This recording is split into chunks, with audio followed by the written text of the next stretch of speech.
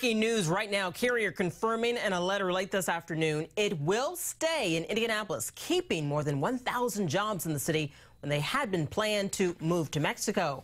Our Rafael Sanchez has been leading this coverage since day one. And Rafael, what have you learned from that letter? Well, before we get to the letter, Erica, I have even more breaking news beyond the letter. Just learning now that union leaders and company executives will meet hours before President-elect Donald Trump and Vice President-elect Mike Pence arrive here at the plant tomorrow to announce those details. Again, both parties will meet before the Vice President-elect Pence and President-elect Trump arrive here at the scene. So those are breaking details. Now let's get to the letter. We can now, Carrier now confirming what we told you last night at 11 o'clock, that more than 1,000 jobs will remain in Indianapolis. That includes production and engineering jobs. Now, Carrier released a statement to RTV6 saying, and I will read it for you, today's announcement is possible because of the incoming Trump-Pence administration has emphasized to us its commitment to support the business community and create an improved competitive business climate. The incentives offered by the state were an important consideration. Now, tonight, workers are pleased with the pending outcome, many praising the Trump-Pence deal, but also they want to see the details about their wages and benefits. I'm still worried about, like, is there a pay cut, or, you know, if we have to give anything up or anything like that. I just want to see it in writing and see for how long. Those are questions that many people have, including Democratic Senator Joe Donnelly. He has not seen the details of this deal. No one has seen the details of this deal, but he weighed in on today's Carrier's decision, and he told us this afternoon. What we're hopeful of is that it will put many people back to work at Carrier. I know that they're between Carrier and UTEC in Huntington, a little bit north of Indy. There's 2,100 people who lost their positions, so we're hopeful as many as possible come back to work. This is something that is also in place in a place like Rexnord in Indianapolis, and CTS in Elkhart, where we have other jobs going to Mexico. We should point out that Senator Donnelly, after the announcement involving Carrier's decision to initially move to Mexico, he had been working on legislation in the Senate to find ways to make sure that companies don't have incentives to leave the country. That legislation is still pending. It's an issue that also Democratic Senator Bernie Sanders has also taken on in the last few days and months as well. Erica? Rafael, we've heard Senator Donnelly talk about Rexnord. I know you've also been closely following that story and have some breaking news on those talks.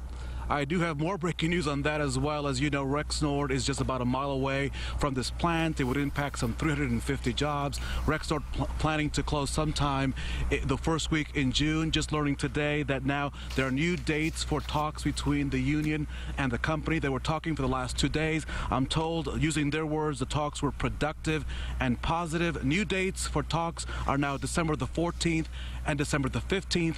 You can count on us here at RTV6 to bring you all the latest developing story as it breaks, whenever it breaks, on the app as well as here at RTV6. Erica, now back to you.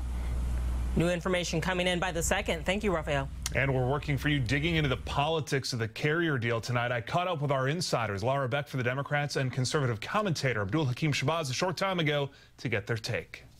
Politics, of course, is optics, and when we're talking about the Carrier deal and what we know so far about it, the optics seem pretty good for Mike Pence and Donald Trump. Abdul, let's start with you. The optics are going to be good because, in the sense, particularly in the short run, is that Donald Trump, Mike Pence said we're going to keep these American jobs here, so it looks like they'll keep up to 1,000, maybe about 800 is the number I'm hearing. The devil's going to be the details in the long term.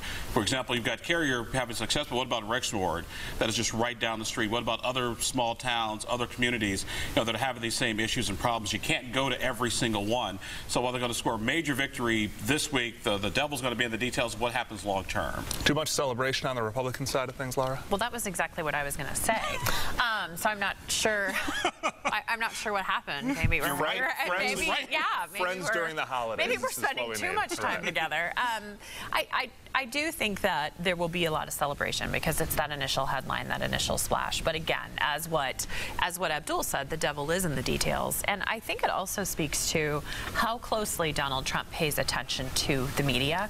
He says, I don't read the New York Times, you're a horrible paper. But the New York Times is the one news outlet that did a very detailed story about Carrier and about what is happening in Indiana with this loss of jobs. So I think there's a little bit of thumbing his nose at everyone to say, look what I can do, look what I can accomplish.